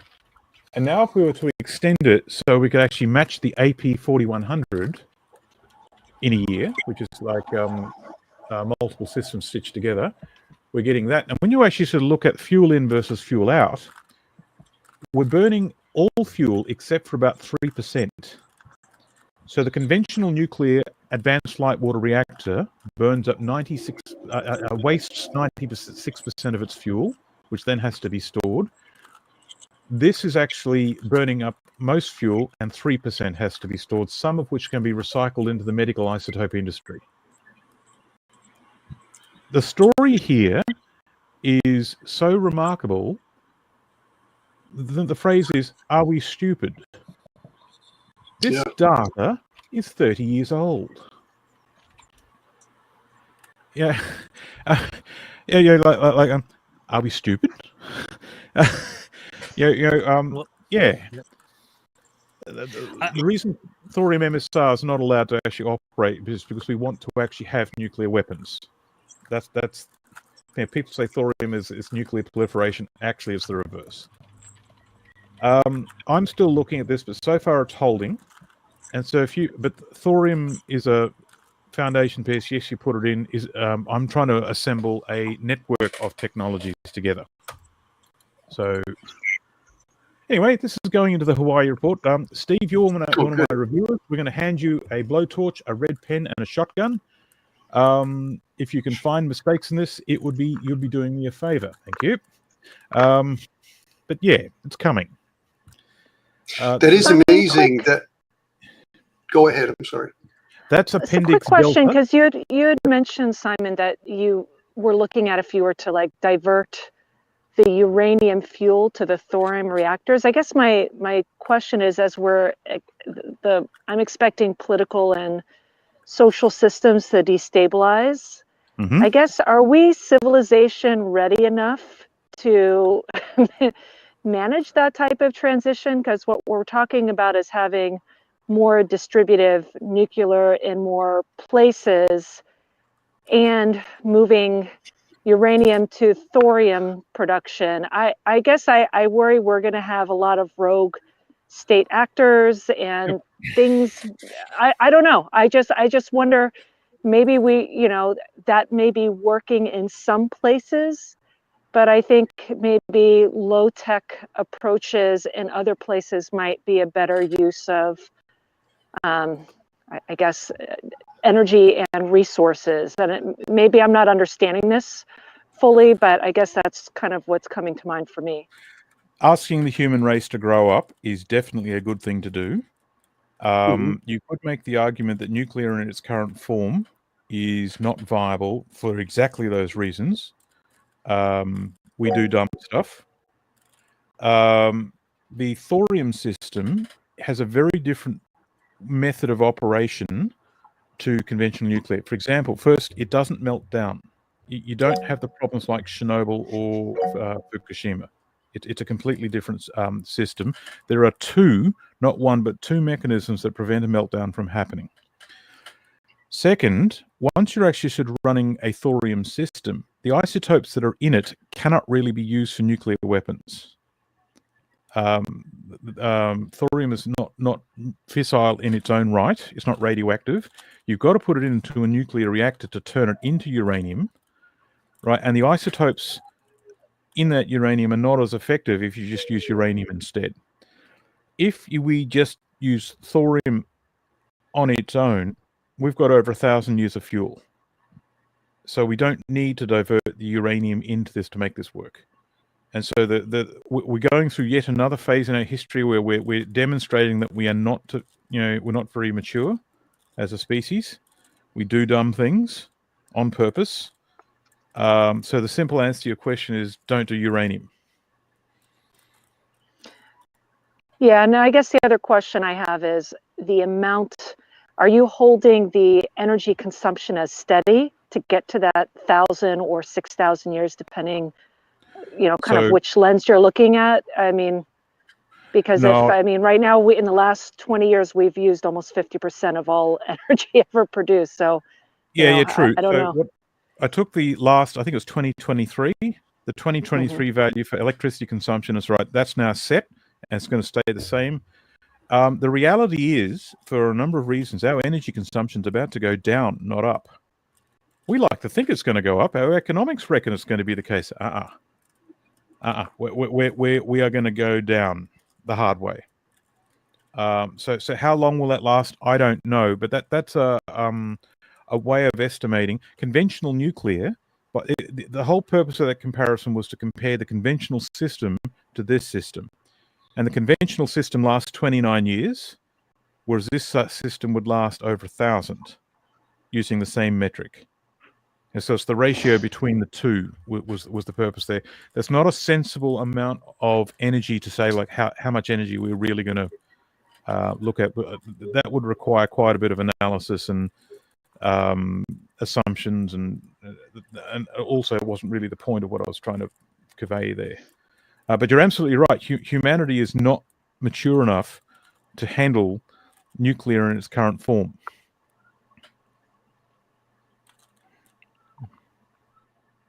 Oh, 3 hands, crikey! I'm just curious. Where does thorium come from? Where are we mining thorium now? So thorium's a waste product in the nuclear industry. There's stockpiles of it in France. They don't know what to do with it. Thorium's generally associated with monazite sand. The US Department of Mines recently buried a whole lot of monazite sand full of thorium because they didn't know what else to do with it. Thorium is a waste product in most rare earth mines. And there's a project which I'm looking at the extraction of rare earth elements where we can clean the thorium out so you can actually export it. And there is so much thorium in rare earth elements in terms of capacity that we don't need very much because we're using almost all of the fuel. We don't need that much thorium to keep this thing running. So we've got plenty of thorium. It's the mining industry that's got a waste product at the moment, but we could mine it on purpose if we want. But we got it in waste products. We've got lots of it. Yes. Simple answer, yes. Yeah, three times more than uranium. The availability of thorium is about 3 times as much as we have uranium on the Earth.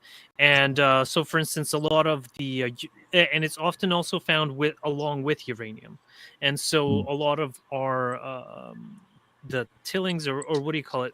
Like the waste product from when they mine uranium, and they just throw it on a heap. A lot of that is thorium. And then, well, I want Dune to go ahead, and then I wanted to share this little table that I made. Go ahead. Yeah, I just like to agree with you in terms of thorium being a waste product. As an example, the Olympic Dam mine in South Australia, rare earths and thorium are waste products in that, and it's actually put back underground after it's mined.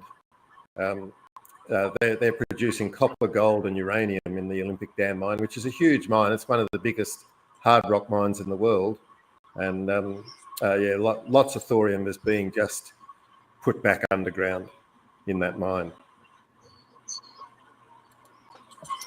All right. And so, yeah, I wanted to share this table, but just on that thorium topic, another thing is the I know there was this. Okay, yeah, I'll share the table and then I'll talk about the Da Vinci. Anyways, here's a table I made about the iron powder and electric arc and what and the syngas and the different processes. Like for steel smelting, you can use iron powder and electric arc. Basically, for most, and aluminum smelting, and copper smelting, and nickel refining, and titanium production. And so syngas is really useful for reduction steps in a lot of these things. And then, but also iron powder is a great source of heat for them. And this is just kind of a table summarizing it for those people who are interested.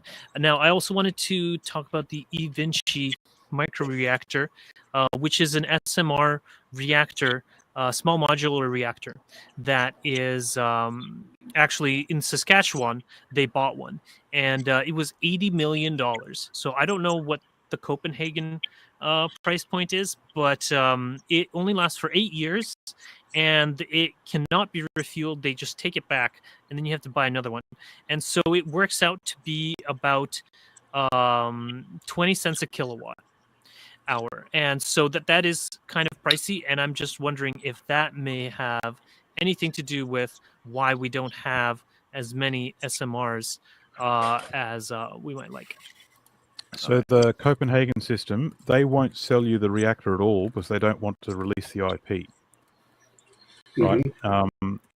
What they will do, so they will own the reactor, they will operate the reactor, and they will then take it away. Each reactor has 50 years of fuel loaded into it when it's installed, has commissioned and up and running. There is a 5-year maintenance cycle. Every 5 years they turn up and they strip out all the corroded parts, and it's all the corroded stainless steel parts, and away they go. What their business model is to own the reactors but sell the electricity, and they want to sell the electricity, get this, 2 cents a kilowatt hour. That's very cheap. Yeah. Now, yeah, it's cheap, but when you actually do the math and actually work out, well, what would it actually cost? The actual running costs will be a fraction of that. So another company is going to come along and undercut them. Wow. Yeah. Well, yeah. So they've been operating for 9 years. They're not the only ones. I've got a table of thorium operators.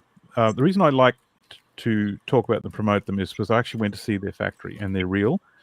They're competent, and they've been working for 9 years in the face of all the bullshit that only European compliance can give. So I do admire them. But they're not the only ones out there. You haven't encountered Hawaii compliance yet. That is me. true. Oh, no. Yeah. All right. So Simon, did you want to do your presentation now, the Hawaii one? No, that's it. I haven't actually got anything new to present on that. Oh, well, for Steve. Yeah. Okay. Mm-hmm.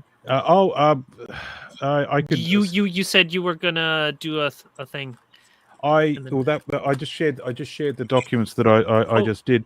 There's no new act on Hawaii beyond when we spoke last. Mm-hmm. And everything. I presented the basic idea.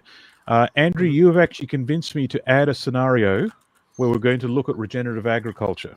And Pete's laughing his ass off at me. It's because it's actually extending the project, but we're actually going to take someone in Hawaii who's actually doing the Hawaiian version of the Forest Food Fest to work out how many people would that support, how much food is involved, how many people have to be involved in food production, etc.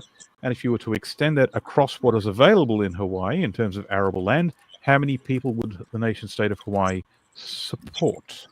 So Andre, this is the person I contacted that I wanted to connect you with, and and you guys just talk story, and if there's a Venn diagram overlap, you take it away, and if not, so be it. Okay, so it says the book "The Every" by Dave Eggers. Okay, I'll have a look at that one. So Ivor and then Steve. That's the AI novel. Yep. I have a question for Steve St. Angelo. Steve, what is going on with the price of silver? Because it went up recently. Meanwhile, the stock market seems like it's either holding or going down. And the U.S. dollar is not going up either. Well, it's up. It's outperforming most other currencies. So I was just curious what is actually going on with that. Well, this is like more of a peak oil energy chat, but one of the things about energy drives the economy. We can get all the details. Even Simon has provided a lot of details. Well, in history, precious metals have been a store of the energy value that is so important to ancient civilizations and even current. Now, most people don't care about precious metals. And so the issue is there's a lot of finance out there that is backed on energy production for the future, which won't be there. And so what's happening now, I think we're seeing some interesting things. China, there's a limit to how much silver and gold is being imported into China for various reasons. So the premiums for silver and gold are much higher. Right now, the spot, it's like $35 in China compared to 30, almost 32 here. And so there's a bigger premium. And I think what's happening, I think it's going to be a short-lived rally. We're going to have a correction likely, but I see the metals really taking off in the future because there's not many ways to store energy value. And that's what it is. So, but people are starting to wake up. We're getting people worried about a lot of different things happening in the environment and in the economy. And so they're getting worried about what is settlement risk. And so we're seeing more people. And unfortunately, this is the craziest thing, and I'll shut up here. There is a bit of a shortage of wholesale silver. There is not a shortage of retail bullion silver. Matter of fact, as the price of silver goes up, investors are selling their coins and their bars. There's more selling of that than there's buying. And so it's a very interesting dynamic, but I think the metals are going to be a very interesting place in the next several years. But what I wanted to do, because Simon talked about the thorium and the technology, I kind of wanted to share a few charts of what's happening with the peak oil, because my biggest my biggest concern is we can do a lot of these very interesting things that we need to do, but we should have done them 10, 20, 30 years ago. Now we're going to start hitting the limits of the oil, which is the liquid fuel that runs the supply chain. And I'm very concerned that it's going to be difficult. It's going to be a very big challenge. And Simon knows this, and even Peter, to be able to ramp up these other technologies that might help us as we start going over this peak of energy. So if Andre, if I could share a few charts to show what is actually happening. Okay, let me go ahead and let's see. Share screen. Okay.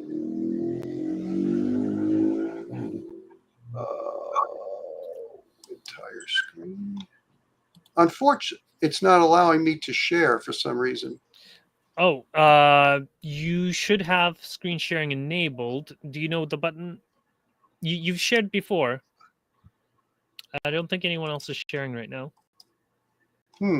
Let's see. Window. Okay. Okay, do you see that chart? I see, yeah, I see your presentation. Okay. I could go to full screen. Yeah, can I go to full screen? Do you see that? No, it's not in full screen. Okay, that's okay. Is it large enough where everybody can see it? Yeah, I think so. Okay, basically what this is showing, and again, the world is run on liquid fuels, not electricity. But it's important to transition to more efficient electricity. I get that. I think what Simon is doing, especially with Peter in Hawaii, is a very smart thing because there's really no good alternatives. But what we need to, the ticking time bomb in the background is the liquid fuels. And so this is the most recent data from the EIA. And if you look at the crude production, it peaked in November. That's crude oil and condensate. That's all of it. That's basically shale oil. That's oil sands. It's all of it. That peaked at about 84.5 million barrels a day. In December 2023, it's down to 82.9. So you could see it has not regained its peak. What has increased is the natural gas liquids. That's increased 2 million barrels a day since that November 2018. But the oil has fallen about 1.7 million barrels a day. And so even though we're supposedly hitting new highs in liquids, total liquids production, I think we're going to hit 103 million barrels a day of all kinds of liquids and refining gains. The problem is the high quality energy, the oil, is not, it's actually less than it was back in 2018. And so the issue going forward is, if you could see that chart, and this is what's very problematic to me, and maybe Simon can clarify or confirm my analysis on this. The NGLs is where the growth has come from. And even though it's petroleum, it has limited use for certain things. And that's where the United States is producing now 6.8 million barrels a day of this stuff. 6.8. It's almost half of the world's supply of of NGLs. So what I've done, and I've just updated this, I got in this debate with an anti-peak oil person, because there's all this oil shale in the United States, 1.5 trillion barrels of this supposed resource. The problem that I see is that the natural decline rate that we're hitting is starting to become really problematic. And the natural decline rate is what we would lose, and this is conservative, if we don't do any drilling or completing of wells, no new capital. Well, the 95 million barrels a day of oil, and that doesn't include refining gains or biofuels, it's about 95 million barrels a day in 2023. We're losing 12.5% of that every year. And again, this is conservative. So that's about 12 million barrels a day is gone every year. We've got to replace that every year just to stay flat. And I think Simon may have used this chart or understands this chart. This is the decline rate of the world's giant oil field. And basically, we could talk about this all day long. I think the decline rate is underestimated because 25 million barrels a day of global oil production is offshore. And that has been increasing in the last 20, 25 years. And that declines 10 to 15% per year. It's much higher than the large onshore oil fields. So when you put it all together, I did the numbers, and these are conservative. The United States is representing about half of this 12 million barrels a day of declines, natural declines. And I've done the numbers. It's about 3.5 million barrels a day is lost from shale oil every year. It has to be offset. 2 million barrels a day is NGLs, and then about half conventional. So when you add the rest of the world, and bless you, when you add the rest of the world, and I'm only applying an 8% decline rate, we're now losing 12 million barrels a day every year. So this is a big problem. I call it the Red Queen syndrome. I've talked about it before, but I did this update because this is something we're going to need, this energy to be able to do a lot of the technology to do these different things. And so I think this is an important thing that is overlooked. And again, a lot of the industry puts out this 7% natural, decline rate. Well, they really don't look at the numbers. They really aren't looking and dissecting the numbers. Now, someone might come in here and say, Steve, well, they can do a better job than I've done, and that's fine. But I think this number is conservative. I think it's even higher than this. And so this is a very big issue. And the last chart I want to show you is I did this update, and Simon can talk about the problem with green energy. But in the United States, Portland General Electric has done the green energy transition, and it's a failure. And it's becoming a massive failure that's really going to hit the pocketbooks of American electric people who pay electric bills. Because I did their 2017 report on their ongoing capital expenditures to maintain Portland General Electric, which is in Portland, Oregon. They've got 1.9 million in their customers.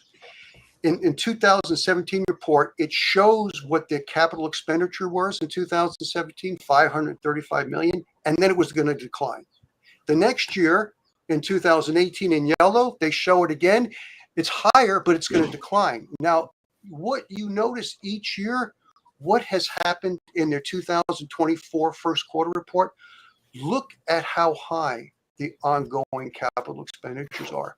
You see, this is the issue that's happening right now with utilities that Simon and maybe Peter are trying to work with. This is exactly what they're dealing with. It's not only their wind and solar, their nat gas, it's their transmission lines, the amount of capital that is now being used just to maintain business as usual. It's going up almost exponentially. So all these things are happening in the background that I don't think people really understand. So I wanted to share that information. And this is what's funny to me, because as I've told you, one of my hobbies is to look at deforestation. And this is the massive kauri trees that were in New Zealand. Maybe some of you might know about them.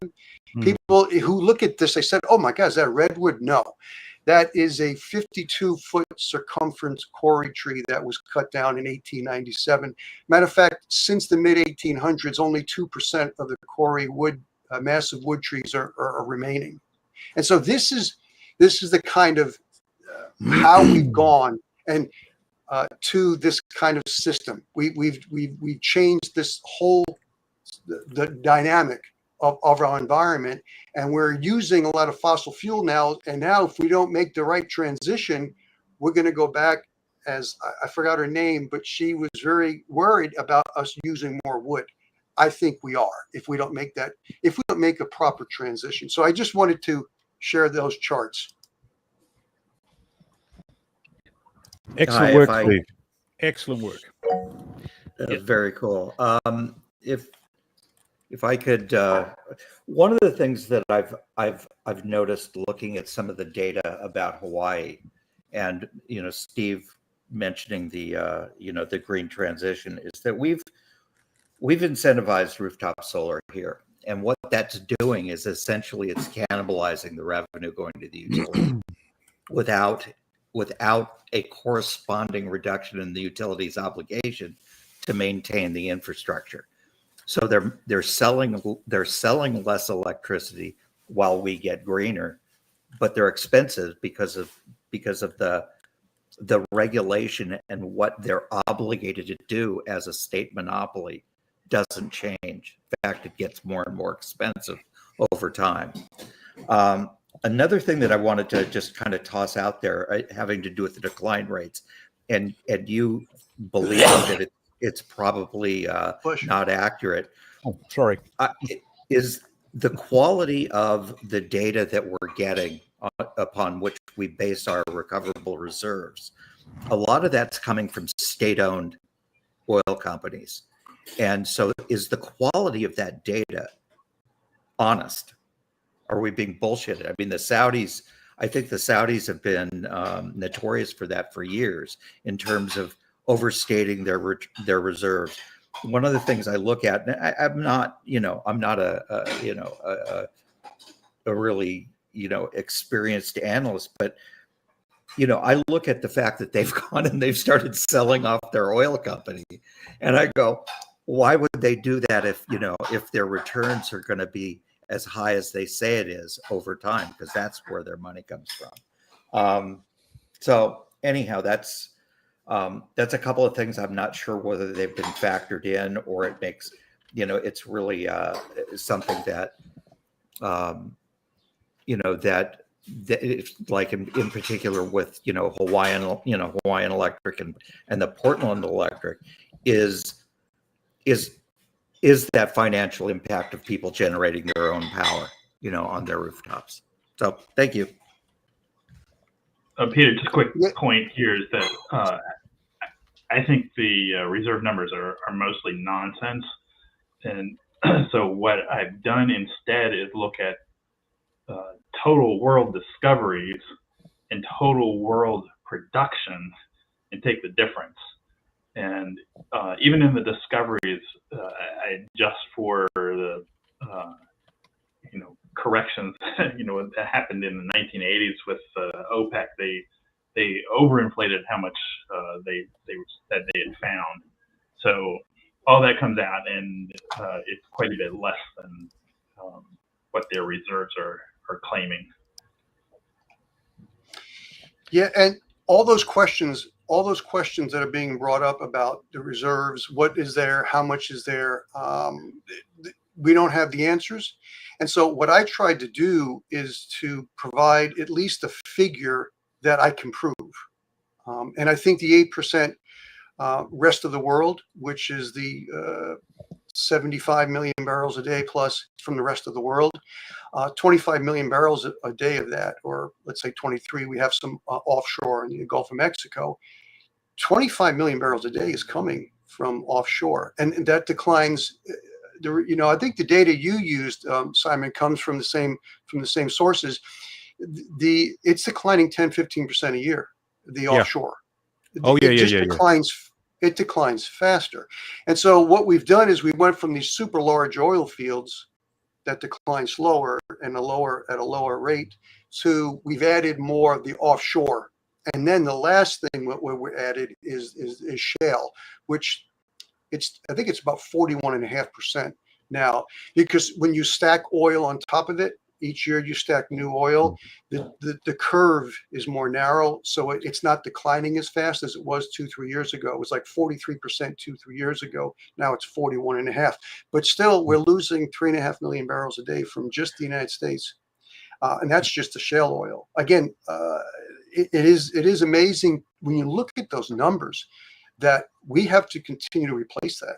And I think after 2025, Simon and Peter and John, that's when I think these numbers are going to start to become problematic.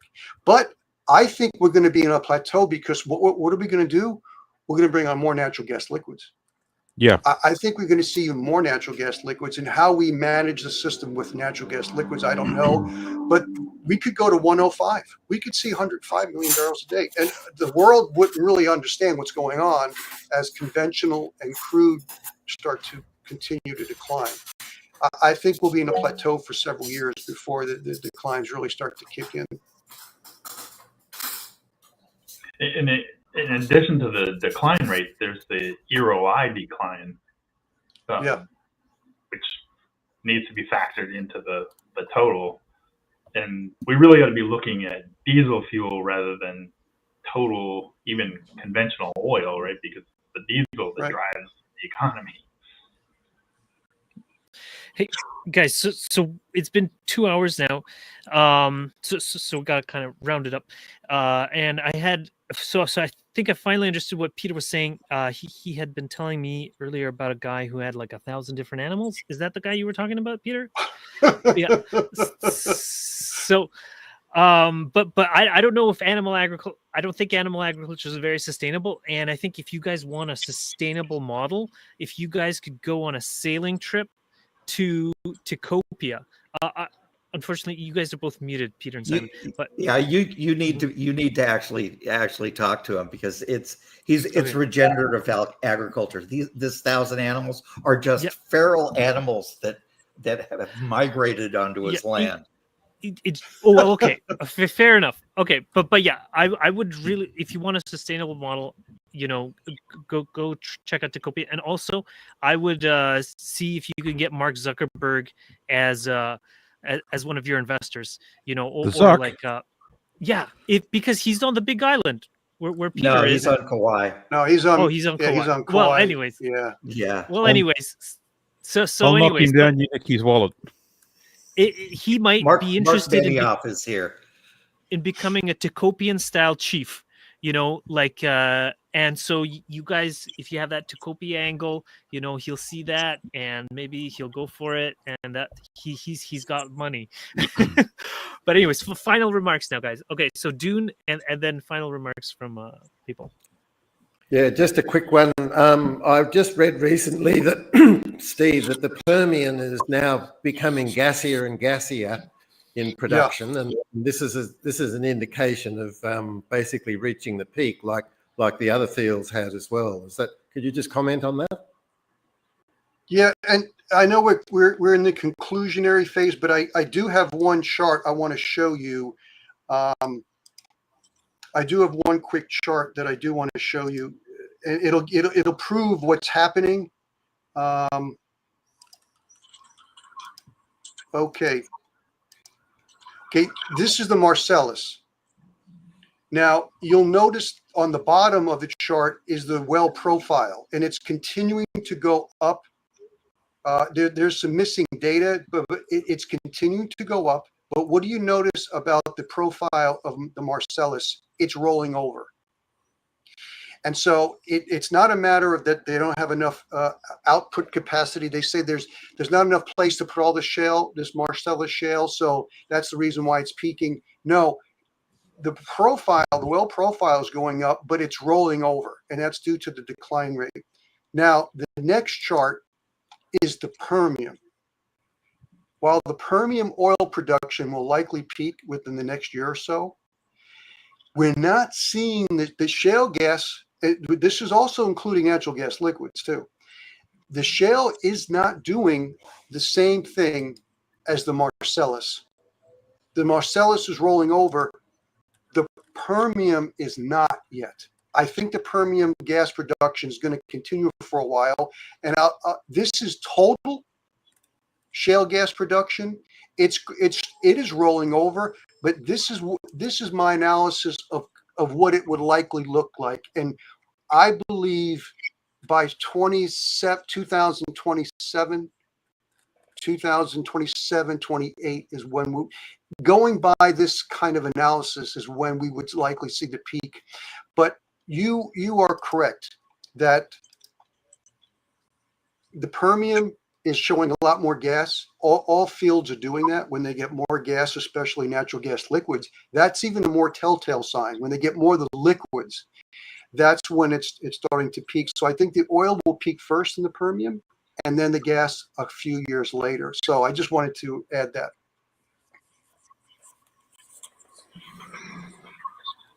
All right, great. So, Simon, did you have any closing remarks? Or? No.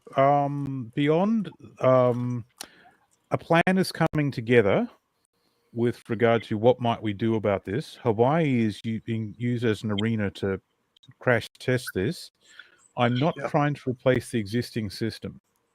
What I am trying to do is actually get a system that's viable for a small number of people and see what can come of that and reinvent a new world. Everything's going into which will later become proposals for the Venus Project. And if the Venus Project didn't exist, I'd have to invent it. Because it doesn't seem to exist anywhere else. As in, where do you actually put these ideas together all in one place? That's what my next professional era is going to be. Now, there's going to be a lot of things, eyebrows singed and crazy ideas, and some of them won't work, but this is, to me, is the sensible way forward, where everyone else is panicking. And that's a smart thing. Do you know why, Simon and Peter? Because Hawaii, about 85% plus or minus of their electricity production comes from burning diesel. They're burning petrol. That's what.